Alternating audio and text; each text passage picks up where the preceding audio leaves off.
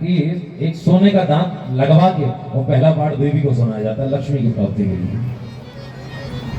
या श्री स्वयं सुकृतनाम भवनेषु लक्ष्मी पापात्मनां कृतभयां हृदयेषु बुद्धि इत्यादि इस श्लोक से भी संपर्क करके पाठ कर लो तो लक्ष्मी की वो प्राप्ति हो जाएगी। अलग अलग संकट दिए हैं, अलग अलग मनोकामना से देवी का मंत्र जप रहे हैं। कल गुरु जी ने पूछा था कि ऐं ह्रीं क्लीं चामुंडा विच्चे का अर्थ बता देना, सुन लीजिए। हमें तो बड़ी प्रसन्नता होती है तब गूढ़ विषय हमसे कोई पूछता है, नहीं तो आजकल तो कथाएं डिमांड वाली हो रही है। गुरु जी हमारे यहाँ कथा होगी तो झांकी कितने दिन लगाई जाएगी? झांकी हाँ तो मैं बोल देता हूँ, लेकिन कैसी झांकी लगती है वहां पूछना जहां तुम्हें कथा करके आ चुका हूँ। केवल कृष्ण जन्म की झांकी के अलावा कुछ लगाते ही नहीं। श्री सुखदेव भगवान ने राजा परीक्षित को जब कथा सुनाई थी तो कितनी झांकी लगाई थी बोलो? कितना भंडारा हुआ था, कितनी संगीत मंडली वहां थी, कितने नेता अभिनेता आए थे। वेद व्यास जी जन्मेजय को कथा सुना रहे हैं तो कितनी झांकी लगाई जा रही है। अरे वेद व्यास जी ने जन्मेजय को कथा सुनाई ही नहीं, केवल सुनाई ही नहीं, ये देवी भागवत की कथा दिखा भी दी है। कथा इस बात से सुनना चाहिए कि जब आंख बंद करके कथा को सुन रहे हो तो हमारा मन वहीं पहुंच जाए और हम उसका दर्शन कर रहे हो। अश्रु कंप पुल के लक्षण में प्रकट हो जाए। देवी का एक बड़ा सुंदर मंत्र है ओम ऐं, जोर से बोला नहीं जाता, बीज मंत्र है, लेकिन मुझे समझाना इसलिए कह रहा हूं। कुछ मंत्र जोर से नहीं कहे जाते। अब मैं बड़ी विस्तार से लंबी चर्चा करूंगा कुछ देर, तो आप ध्यान से सुन लेंगे। ओम ऐं ह्रीं क्लीं चामुंडाय विच्चे, ये मंत्र है, देवी का प्रधान मंत्र है। कहीं कहीं आचार्य इसमें ओम लगाते हैं, कहीं कहीं नहीं लगाते हैं, लेकिन लगाना भी ठीक और नहीं भी लगा रहे हैं तो भी अपने आप में पूर्ण है। जैसे कई बार हवन होता है शुभम जी, तो हवन होते होते कई लोग कहते हैं ओम श्री महागणाधिपते नमः स्वाहा, और कुछ लोग कहते हैं नमः का अर्थ होता है नमस्कार और स्वाहा का मतलब ग्रहण कीजिए, तो नमः हटा के स्वाहा बोलना चाहिए। लेकिन धर्म संघ विद्यालय जो वृंदावन में है, वहां के आचार्यों से जब हम पढ़ते थे तो हम पूछते थे कि नमः स्वाहा बोल सकते? बोले बिल्कुल बोल सकते। नमः स्वाहा बोलोगे वो भी सही है और केवल स्वाहा बोलोगे वो भी सही है। स्वाहा का अर्थ जानते हो? स्वाहा माने स्वा से आहुति उठाइए, निकलिए, स्वा से उठाइए और हाथ से छोड़िए, स्वाहा स्वाहा। और जिस आहुति में आपने स्वाहा नहीं बोला वो आहुति भगवान ग्रहण ही नहीं करेंगे। स्वाहाकार होना चाहिए। हमने तो अभी धर्म में नहीं सुना कि यजमानों के स्वाहाकार की आवाज आपको आती है क्या जोर से? अब बोलेंगे नहीं कभी यजमान के बाजू में बैठे 3 दिन में यहाँ रुकना है और गाड़ी से यजमान ही छोड़ने वाले हैं तो हम क्यों उनसे तुम करते हैं? लेकिन हम तो ऐसे हैं कि भाई ठीक है छोड़ना तो तुमको पड़ेगा। तो मैं निवेदन कर रहा हूँ, ओम का अर्थ है ब्रह्म। क्या है? अलग अलग ग्रंथों में अलग अलग इसका भाव दिया है, पर देवी के ग्रंथों के अनुसार देखें तो ब्रह्म, पर ब्रह्म का स्वरूप है ओम। शंकर जी का एक मंत्र है ओम नमः शिवाय। श्री शिव महापुराण के विद्यस्व संहिता में भगवान शिव माता पार्वती को बता रहे हैं और कह रहे हैं स्त्रियों को और चतुर्थ वर्ण को ओम नमः शिवाय नहीं बोलना चाहिए। ठीक है, ओम नमः शिवाय कीर्तन कर रहे हैं लोग माइक पे, गलत है, बहुत गलत है।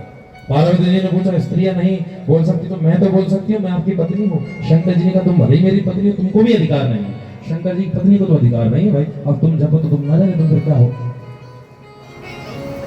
माताओं को क्या जपना चाहिए? शिवाय नमः बोलो जोर से। क्या? शिव पुराण अगर रखा हो मंदिर में, अभी 3 दिन और यहाँ हो, ले आना, विद्यस्व संहिता में श्लोक सहित हिंदी में भी बता दूंगा तुमको, फिर तो मान जाओ। जो लोग यज्ञों को भी धारण करते हैं, जो ब्राह्मण है, उन्हें बोलना चाहिए ओम नमः शिवाय। जो यज्ञ को भी धारण नहीं करते हैं, क्षत्रिय हैं, वैश्य है, उन्हें जपना चाहिए नमः शिवाय।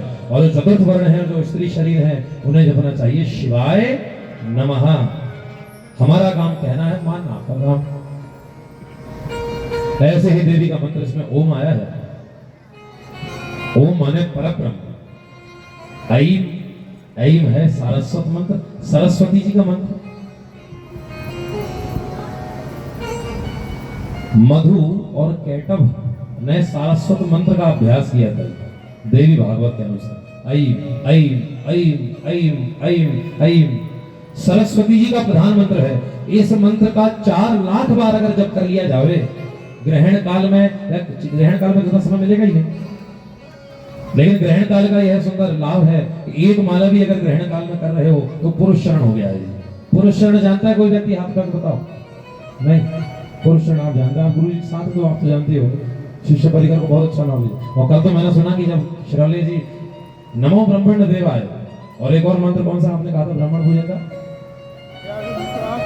व्यासाय व्यास रूपाय विष्णुवे नमो वे ब्रह्मण्ड देवाय वासिष्ठाय नमो नमः। तो मैंने कहा है ये पंडित जी तो यहाँ होने थे, तो पिछले जन्म में पंडित जी थे, तिलक खूब कराते होंगे ब्राह्मणों का। तो मंत्र याद है, नमो ब्रह्मण्ड देवाय गौ ब्राह्मण्ड हिताय च जगद्दिताय कृष्णाय गोविंदाय नमो नमः। ऐम जो मंत्र है, बीज मंत्र में से जो ऐम है, केवल इसका ही अगर जाप कर लें 4 लाख बार अगर इसको जप लिया जाए तो ये सिद्ध हो जाता है। ये इसका पुरुष शरण है। और पुरुष शरण का अर्थ वो होता है, जैसे नमः शिवाय में कितने अक्षर हैं बोलो? 5। कितने हैं बोलो? 5 लाख बार आप नमः शिवाय जपिए, ये सिद्ध हो जाएगा। इस मंत्र से कोई भी काम कर लो अच्छा। ऐसे ही गायत्री मंत्र में कितने अक्षर हैं? 24 लाख बार जपिए तो क्या हो जाएगा इसका? पुरुष शरण। अब ये बताइए गायत्री मंत्र कहां से प्रारंभ है? ओम भूर्भुवः स्वः जी नहीं, यहां से प्रारंभ नहीं है, ये तो इसकी व्याहति है। प्रारंभ है तत्सवितुर्वरेण्यं, ये व्याहति है। ये व्याहति बोले तो आप श्री शरवले जी बैठे तो आपके नाम के पहले श्रीमान लगाइए, माताओं के नाम के पहले श्रीमती लगाइए। ऐसे ही इसको सम्मान देने के लिए व्याहति ओम भूर्भुवः स्वः कहां से शुरू है? तत् जोर से नहीं बोला जाता। रुद्राष्टाध्यायी में जब पंडित जी अभिषेक कराते हैं 7वें अध्याय में है गायत्री मंत्र, ठीक है।